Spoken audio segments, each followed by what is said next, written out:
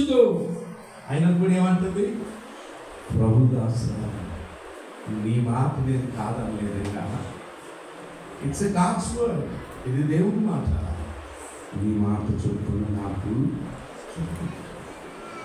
ప్రియ దేవుని బిడ్డలారా, ఎన్నో సంవత్సరాలుగా దేవుని మాట్లాడుతున్నా విధేయులుగా లోబడ్డం అసలు మనం మాటని అన్వయించుకున్నాం అసలు జీవితానికి.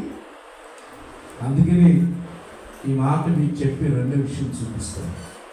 ప్రభువా ప్రభువా ప్రభు అని పిలుచు ప్రతి వాడు. చదవ మాట చదువుదామండి. మత్తయి సువార్త 7వ అధ్యాయంలో 21వ వచనం చదవండి. మత్తయి సువార్త. ప్రభువా ప్రభువా అని నన్ను పిలుచు ప్రతివాడు పరలోక రాజ్యములో ప్రవేశింపుడు గాని పరలోకమందు నా తండ్రి చిత్త ప్రకారము చేయవాడే ప్రవేశిస్తాడు.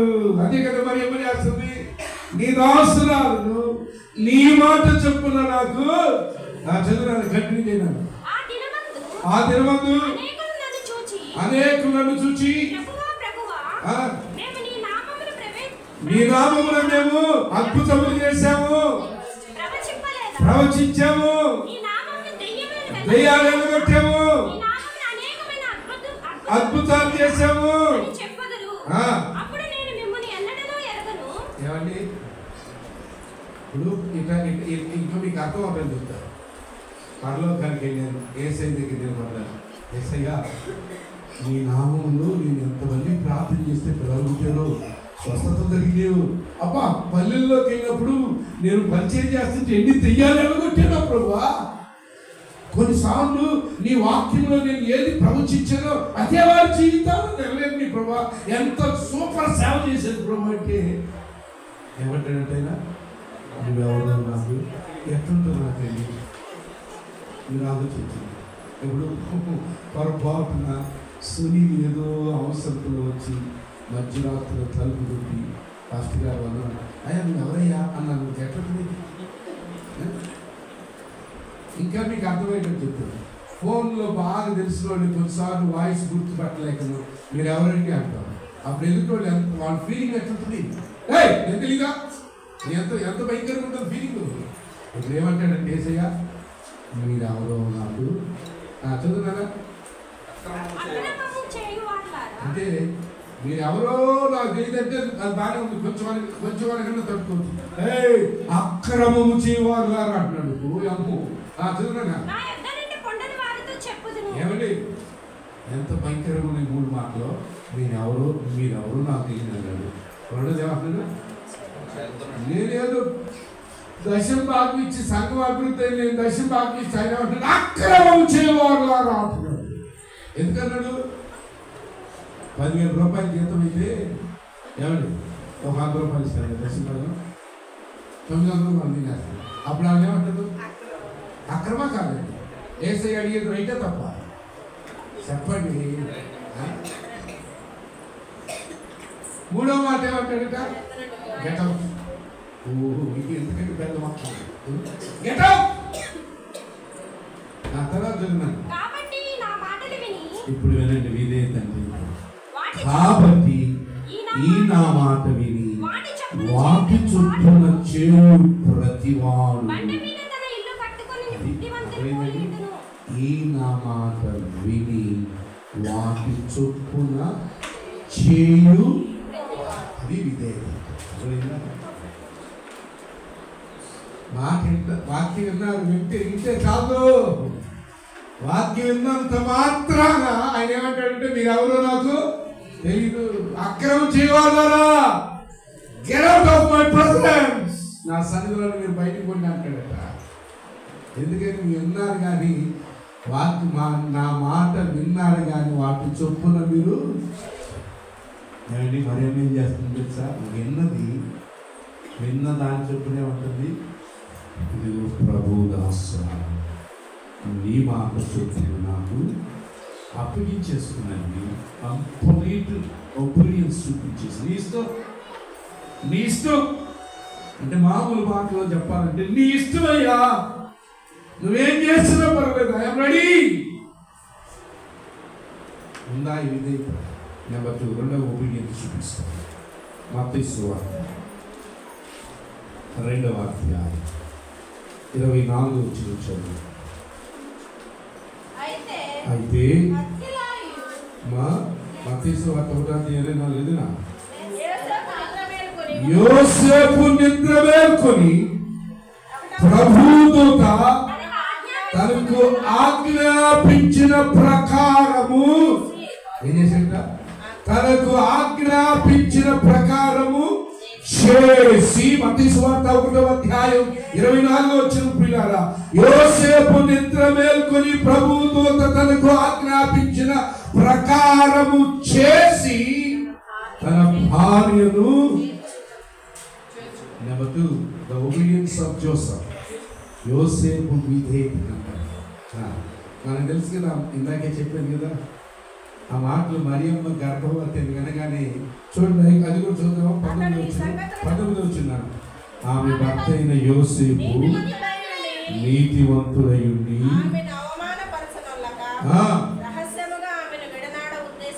ఎందుకు 18 వచ్చింది కదా,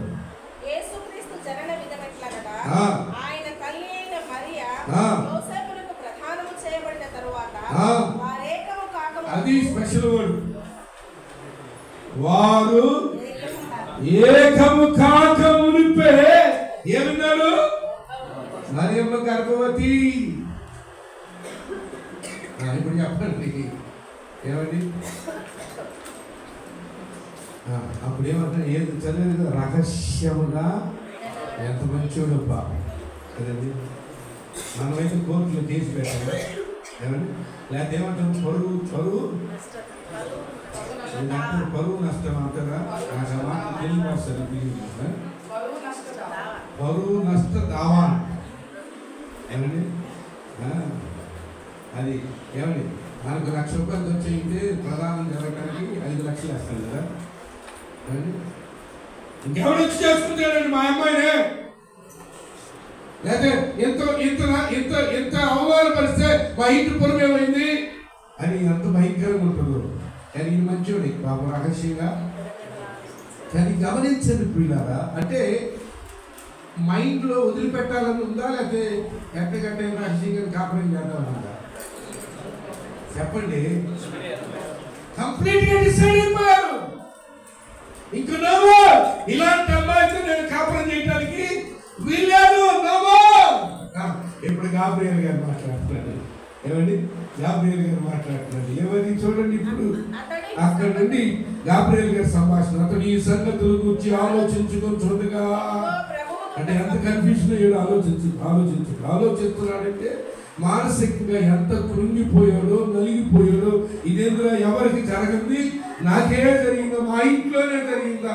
అమ్మా ఎంత అవమానం. నేను రేపు రోడ్లో ఎట్ట నడిచి వెళ్ళాలి, ఎట్ట బైక్ నడపాలి, నేను అసలే ఎచ్చలకారు నీతిమంతుడని నేను ఎట్టా ఏమండి ఆలోచించుకుంటుండగా, ఇదిగో ప్రభుదూత స్వప్నమందు అతనికి ప్రత్యక్షమై, యోసేపు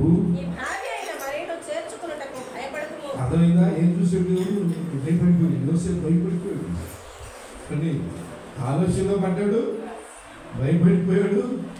ఎట్ట తప్పించుకోవాలి తెలియక రహస్యంగా నేను బతుకుదాం కొండల్లోకి వెళ్ళి, లేదా వేరే ఊరు చెప్పు అయిపోదాం అనుకున్నాడేమో. ఏమండి?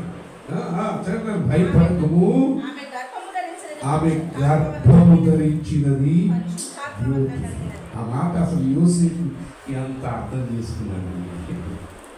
యోసేపు ఆమె గర్భం ధరించింది పరిశుద్ధ. It is the thing of the holy spirit. ఇది పరిశుద్ధాత్మ కార్యమే కానీ మనుషుని కార్యం కాదు. అంటే ఎంత సాత్వికంగా మాట్లాడి, అంటే ఎంత బిలీవ్ చేశారు కదా. పరిశుద్ధాత్ముడు వారిని భారీ గర్భవతి. నేను అనుకోవటం యోసేపుకి ప్రవచనాలు బాగా తెలిసేమో అనుకున్నాను. యోసేపుకి ప్రవచనాలు బాగా తెలుసు, అంటే ధర్మశాస్త్రం బాగా తెలిసేమో అనుకున్నాను. ఎందుకంటే ధర్మశాస్త్రంలో ఒక మరి యెషయా ప్రవచనం ఉందిగా, ఏం ప్రవచనం? 7వ అధ్యాయం యెషయా 14 ఎదుగో కన్యక గర్భవతి అయి కుమారుని కన్ను, ఆయనకి ఇమ్మానుయేలు. అందుకని యూదులు స్త్రీలు చాలా మంది వివాహం చేసుకునేవాళ్ళు కాదు. ఎందుకంటే నా కడుపులో పుట్టాలి, నా కడుపులో పుట్టాలి. ఇప్పుడు ఎవరి కడుపులో పుట్టింది? యోసేపు ప్రదానం చేసుకున్న అంటే యోసేపు వాక్యాన్ని ఎంత నమ్మాడు, ప్రవచనాన్ని ఎంత నమ్మాడు. అయ్యా నీ భార్య పరిశుద్ధాత్మ వల్ల గర్భం ధరించింది, ఆమె యొక్క కుమారుని కనును, ఆయన తన ప్రజల నుండి వారి పాపం నుండి తానే రక్షించును, ఆయన కేసుని పేరు పెడతావు. చదువు నా తర్వాత ఇదిగో కన్యక గర్భవతి అయి కుమారుని కన్ను, ఆయనకి ఇమ్మానుయేలు పేరు పెడతావు. అది ప్రభు ద్వారా తన ప్రవక్త ద్వారా పలికిన మాట నెరవేరు అన్నట్లు ఇది అంతయు జరిగిందయ్యా. ఇమ్మానుయేలు పేరుకు భాషాంతరముల దేవుడు మనకు తోడని అర్థము. ఎప్పుడు మాట్లాడినంత అయ్యగారు ఆలోచిస్తూ మీతో వెళ్ళిపోయింది. అప్పుడు దేవుడు మాట్లాడుతుంటే నిద్ర మేల్కొని యెహోవా దూత చెప్పిన ప్రకారము చేసి ఆమె తన భార్యగా ఏమంటారండి? ఇది వినేకంటారా కాదు? obeyed to God's word. ప్రియ అన్న అక్క తమ్ముడు చెల్లి, క్రిస్మస్ను మనం నేర్చుకోవాల్సింది తెలుసా? మూడో విషయం చూపిస్తాం. లూకా సువార్త 2వ అధ్యాయం 15 వచ్చిన చూడండి.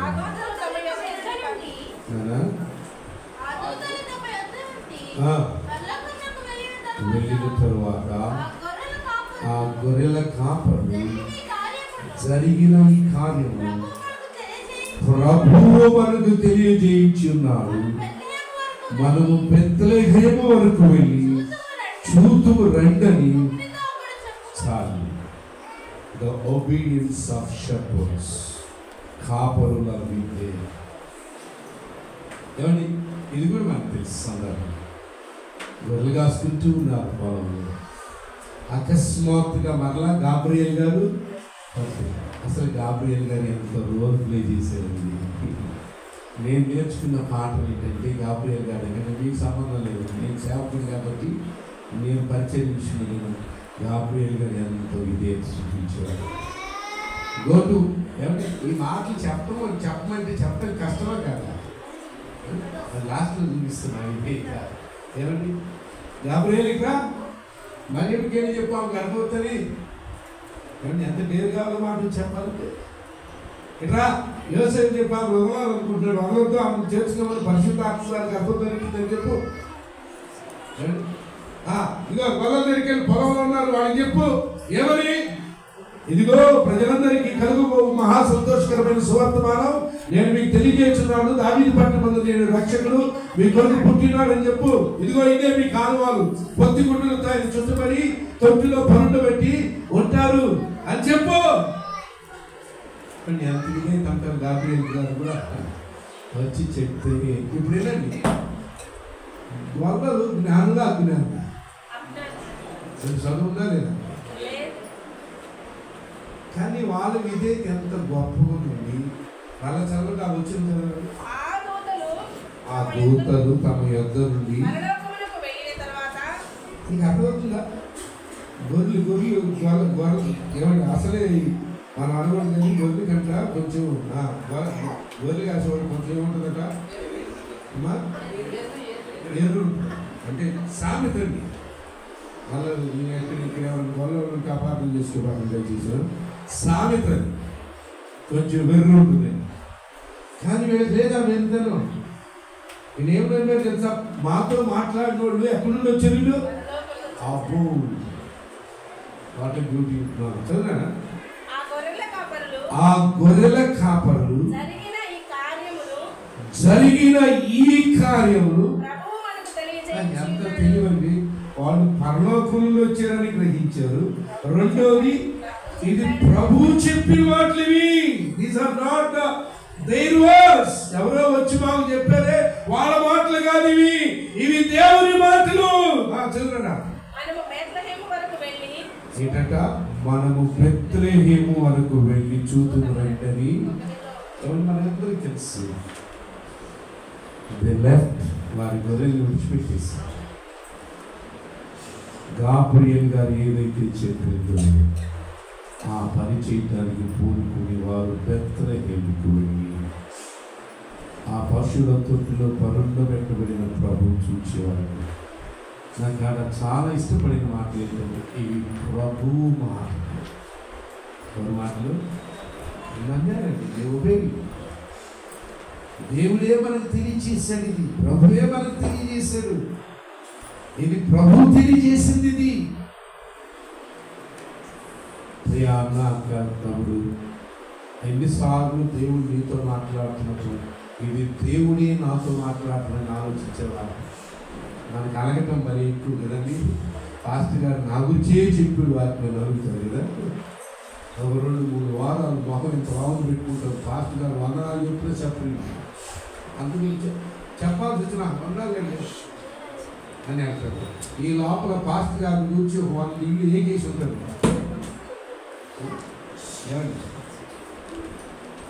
ఇవి దేవుడి మాట అనే భయభక్తులు వీళ్ళు ప్రభువు తెలియజేశారు. ఎవరు తెలియజేశారు?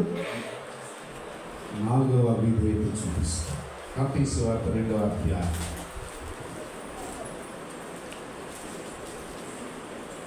12వ వచనం. తరువాత హేరోదు వద్దకు వెళ్ళవద్దని స్వప్నమందు దేవుని చేత బోధింపబడిన వారై వారు మరి యొక్క మార్గమున తమ దేశమునకు తిరిగి. నెంబర్ 4 ఎవరికి దేతా? Obedience of the voice. తెలుసు కదా, తూర్పు దేశం నుండి జ్ఞానులు వచ్చారు. ఎక్కడికి వచ్చారు? రాజమండ్రం దగ్గరికి వచ్చారు. హేరోదు గారి దగ్గరికి వచ్చారు. ఏమని అడుగుతున్నారు? యూదులకు రాజుగా పుట్టినవాడు ఎక్కడ? తూర్పు దేశమున మేము ఆయన నక్షత్రములు చూచి వచ్చి తిని అన్నారు. ఈయనకి గుండె పగిలింది. ఎవరికి? మరి నేను రాజుగా ఉండి ఇంకో రాజు. అందుకని వెంటనే ఏం చేశాడు? శాస్త్రుల్ని, ప్రధాన యాజకుల్ని అందరూ పిలిచాడు.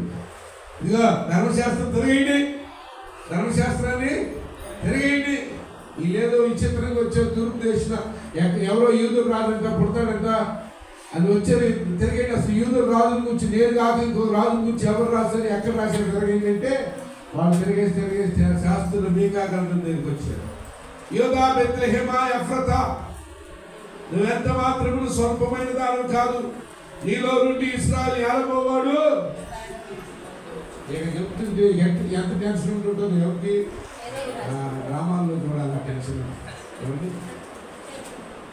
జాగ్రత్తగా దీన్ని విన్న తర్వాత ఎంత కలవరం ఉంటుందంటే ఏ రోజుకి అబ్బాయి మీరు చూసి వచ్చి నాకు కూడా చెప్పండి. ఇది నిజమో కాదు, నాకు ముందు నేను యాక్షన్ తీసుకోవాలంటే నిజమో కాదు ముందు తెలవాలి. తీర్పు చెప్పాలంటే ఆ యూదులకు రాజుగా పుట్టిన వాడి సంగతి నేను చూడాలంటే ముందు నిజమో కాదో నేను చూడాలి. ఏమండి చక్కగా వచ్చారు. ఆ నక్షత్రం వారికి దారి చూపించింది. ఆ పశువుల తొట్టి దగ్గరికి వచ్చారు, ఆనందించారు, అత్యానంద భరితులయ్యారు, సాగిలపడ్డారు, పూజించారు. వారు పెట్టెలు విప్పి వారి కానుకలు సమర్పించారు. ఇప్పుడు జాగ్రత్తగా, చాలా జాగ్రత్తగా. అంత పని అయిపోయినాక ఎక్కడికి వెళ్తున్నారు తెలుసా? మరలా హేరోదు దగ్గరికి.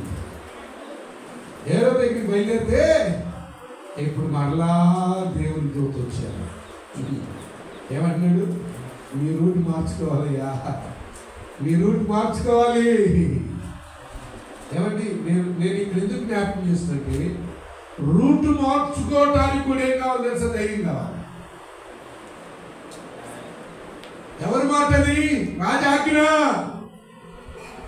రాజాజ్ఞ కాదని ఏమండి వారు ఆ పొలి మీద దాటగలరా? దాటలేరు.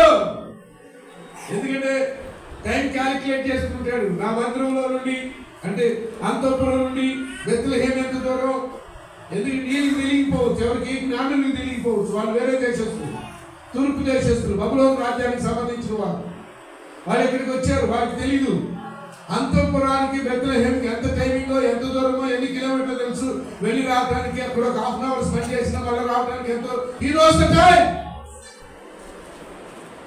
కానీ ప్రియులారా, మీరు దారి మళ్ళించాలని చెప్పినప్పుడు యా రాజుగారు మమ్మల్ని చంపేస్తాడేమో ఏమన్నా అన్నారండి? అలా చదువునా 12 వచ్చింది. తరువాత హెరోదు వద్దకు వెళ్ళవద్దని గుండెలో బాంబు పడిందా లేదా? హెరోదు దగ్గరికి వెళ్ళొద్దు అంటే అదో పెద్ద బాంబు. స్వప్నమందు దేవుని చేత బోధింపబడిన వారు ఏం చేశారంటున్నా? మరి యొక్క మార్గమును తమ దేశములకు.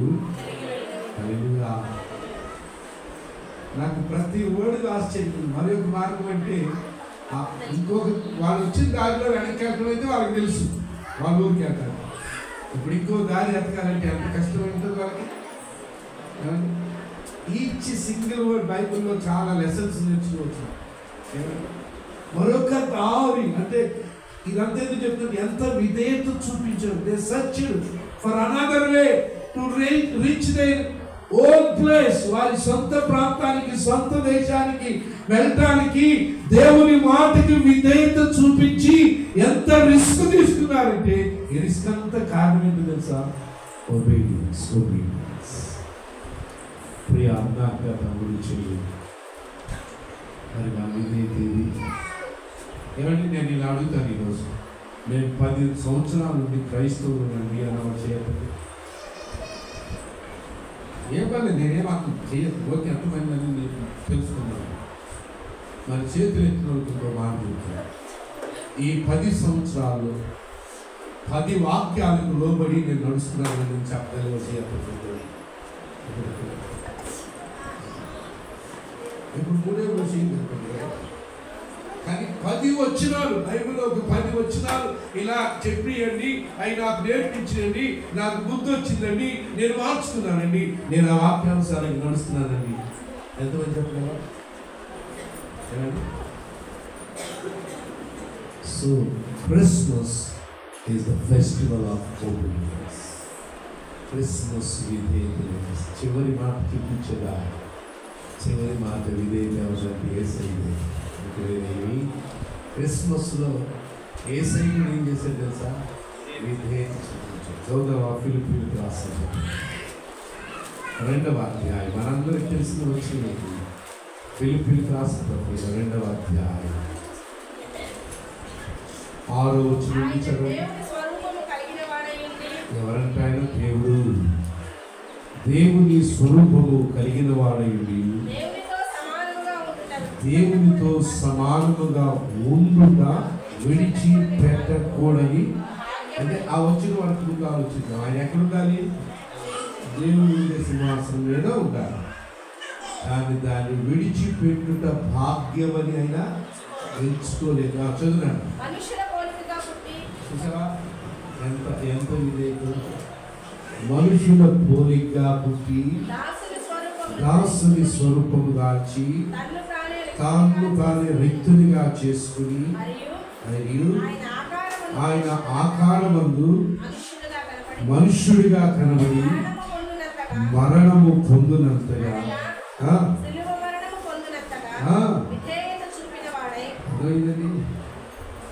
ఈ మాట మీకు ఈజీగా అర్థమవుతుంది. సింపుల్ లాంగ్వేజ్ చెప్తాను. నా కుమారుడా ఇట్రా అన్నాడు. ఎవరు? తండ్రి. ఇదిగో నేను ఈ మహిమను తీసేస్తున్నాను. నువ్వు ఇప్పుడు శరీరధారిగా భూమి మీదకి వెళ్ళాలి. నేను శరీరం ఇస్తున్నాను. అందుకని హెబ్రీ పత్రికలో నాకు ఒక శరీరం అమర్చింది అంటే నీకు శరీరం ఇస్తున్నాను. ఈ శరీరంతో వెళ్ళిపోవాలి. వెళ్ళిపోయి బెత్తరాలు జరాయించడానికి కాదు నేను పంపుతుంది. నువ్వు దాసుడిగా ఉండాలి. ఎక్కడుండాలి? దాసుడిగా ఉండాలి. ఇదిగో వెళ్తా ఏం తీసుకుని వెళ్ళడానికి లేదు. నువ్వు రిక్తుడిగా వెళ్ళాలి. ఎట్లా వెళ్ళాలి? ఎవరు తీసుకెళ్ళడానికి లేదు. అందుకే కావాలి ఆ మాట పేతురు అన్నాడు. పేతురా, నేను ఆజ్ఞాపిస్తే 12 వ్యూహాలు దిగొస్తాయిరా అంటే తీసుకురాలి. ఆయనతో కానీ మా నాన్న అడిగితే పంపిస్తాడు పేతురు, నువ్వు ఎందుకు తొందరపడుతున్నావు అంటే నేను ఎందుకు చెప్తాను, ఆయన రిక్తుడిగానే వచ్చాడు.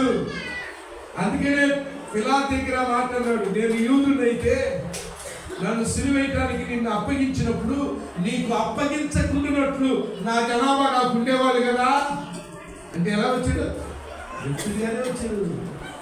అంతేకాదు నా కుమారా నువ్వు రిక్తుడిగా అర్థం కాదు, ఇదిగో ఈ మనుషులందరి కొరకు సిలువ మీద నువ్వు చావాలి, సిలువ మీద నువ్వు చావాలి. అందుకని ఈ మాట ఫిలిప్పీ పత్రికలో ఏప్రిల్ పత్రిక చివరి ఈ మాట చూపించి నేను క్లోజ్ చేస్తాను. ఏప్రిల్ క్లాస్ పత్రిక 10వ అధ్యాయం 5వ వచనంలోనేమో నాకు శరీరాన్ని అమర్చావంటాడు. 7వ వచనం చదవచ్చు.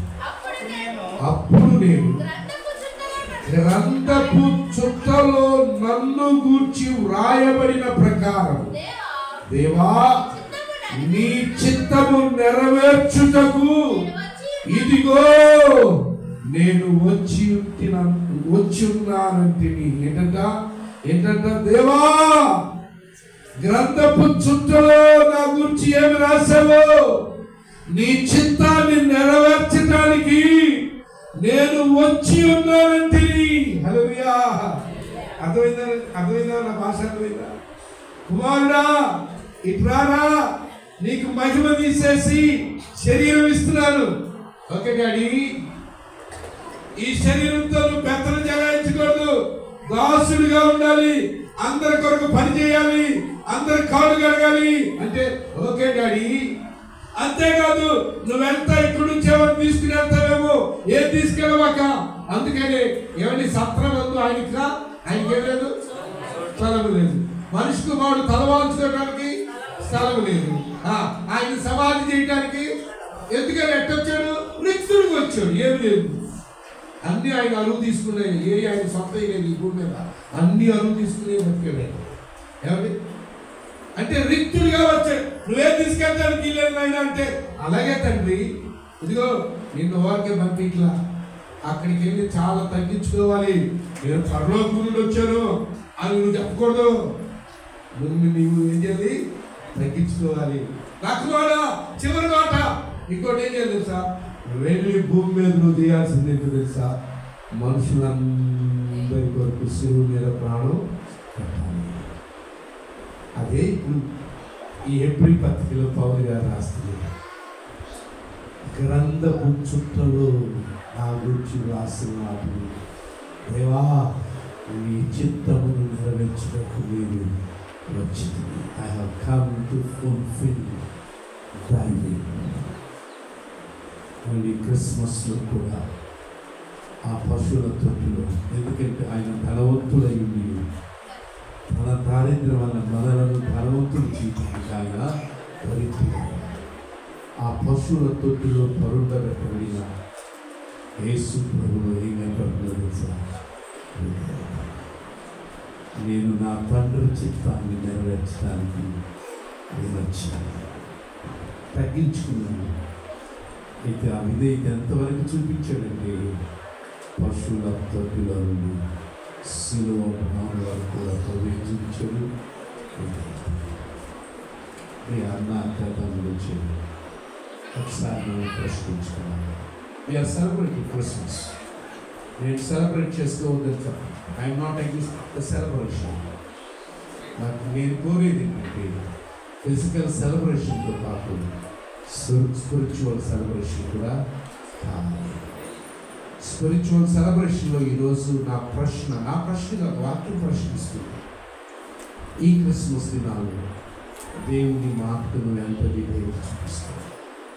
దేవుని మాటకి మరియమ్మ విధేయత చూపించారు. దేవుని మాటకి యోసేపు విధేయత చూపించారు. దేవుని మాటకి గొల్లల విధేయత చూపించారు. దేవుని మాటకి జ్ఞానుల విధేయత చూపించారు. దేవుని మాటకి కాపుర్యాలు విధేయత చూపించారు. చివరికి తండ్రి మాటకి యేసై కూడా విధేయత. మరి ఈరోజు వాట్ అబౌట్ us? పిల్లరా, ఈ చివరి సంఘటన బైబిల్లో జ్ఞాపకం చేస్తున్నారు. సౌలు ఎక్కడ రాజ్యాన్ని కోల్పోయాడు, అవిధేయత. అమాలేకీని హతం చేయమన్నాడు, అమాలేకీని పాడు చేయమన్నాడు, అమాలేకీలు అంటూ భూమి మీద ఏది లేకుండా నిర్మూలం చేయమన్నాడు. సరే అన్నాడు. కానీ అమాలేకీని కొన్ని చూచి ఆశించాడు, దాచిపెట్టాడు. అగబు అమాలేకీల రాజుని దాచిపెట్టాడు. దేవుడు వెంటనే ప్రవక్త సమూయేలుతో మాట్లాడాడు. సమూయేలు వచ్చాడు. సౌలా నువ్వు చేసింది ఏంటంటే దేవుడు చెప్పినట్టే చేసేవాడు. సౌలు అన్నాడు, దేవుడు చెప్పినట్టు చేస్తే ఆ సౌండ్ శక్తి, ఆ అరుపులు ఏంటి, ఆ శబ్దం ఏంటి, అవేంటంటే దాన్ని అంత న్యాగ్గా చెప్పాడంటే మనుషులకి సైతాను కీర్తి నేర్పించాడు. అందుకనే శత్రువులకి చాలా నేర్చుకున్నది, కీర్తి నేర్పించాడు. ఎందుకంటే యెహోవాకి పడేయడానికి వాటిని రాసిపెట్టారు. అంటే దేవుడు సమయంతో సూపరపడ్డాడు. బలులను ఆయన కోరేవాడు కాదు, రొమ్ములు కోరేవాడు కాదు. ఏం కావాలంట? మాట విడుట శ్రేష్ఠ. నువ్వు వెళ్ళలేదు కాబట్టి ఈ రాజ్యం మీ అందరినీ నేను తీసివేస్తాను. మీ తమ్ముడు, అన్న, అక్క, మీ సెలబ్రేషన్లో డ్యూటీ ఒబే ద గాడ్స్లో దేవుని వాక్యానికి నువ్వు లోబడుతున్నావు. యేసయ్య దగ్గర మనం నేర్చుకోవాల్సిన పాఠం ఈ ఒబే. గాబ్రియల్ గారి దగ్గర మనం నేర్చుకోవాల్సిన పాఠం ఈ ఒబే. జ్ఞానం దగ్గర మనం నేర్చుకోవాల్సిన పాఠం ది ఒబే. గొల్ల దగ్గర మనం నేర్చుకోవాల్సిన పాఠం ది ఒబే. యోసేపు దగ్గర మనం నేర్చుకోవాల్సిన పాఠం ఈ ఒబే. మరియమ్మ దగ్గర మనం నేర్చుకోవాల్సిన పాఠం she obey. What about us? మోకరించుదాము. నువ్వేం చెప్తావు? ప్రభు నిన్ను అడిగితే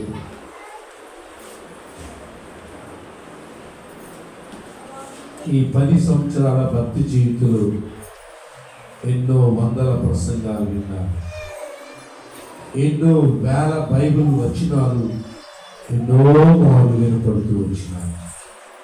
నా కుమారుడా, నువ్వు విధేయుడు అయ్యావా? నా కుమార్తె, నువ్వు విధేయురాలు అయ్యావా అని ఈ క్రిస్మస్ సందర్భంలో ప్రభు నిన్ను ప్రశ్నిస్తే ఏం చెప్తావన్నా? ఏం చెప్తావు అక్క? ఏం చెప్తావు తమ్ముడు? ఏం చెప్తావు చెల్లి? Not for me. నేను అడగట్లా ప్రశ్న, నాకు అవసరంలా సమాధానం.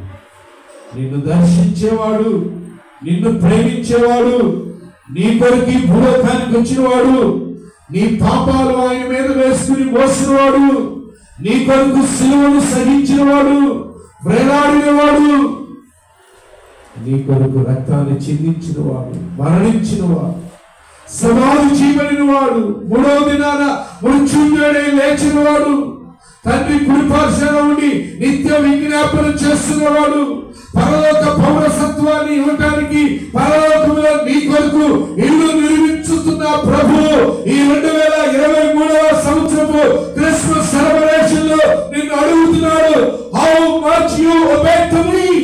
నాకు నువ్వు ఎంతవరకు విధేయత చూపించావు? ఏం చెప్తావు? ప్రార్థిస్తున్నా. It's your time. ప్రభుకి జవాబు చెప్పాల్సిన సమాధానం చెప్పవలసిన సమయం నీది కాదు. నీకు అప్పగిస్తున్నాను. తమ్ముడు చెల్లి, ఫ్యూ మినిట్స్, 1-2 నిమిషాలు మోకరించి ఆలోచిద్దామా? Thank you Jesus.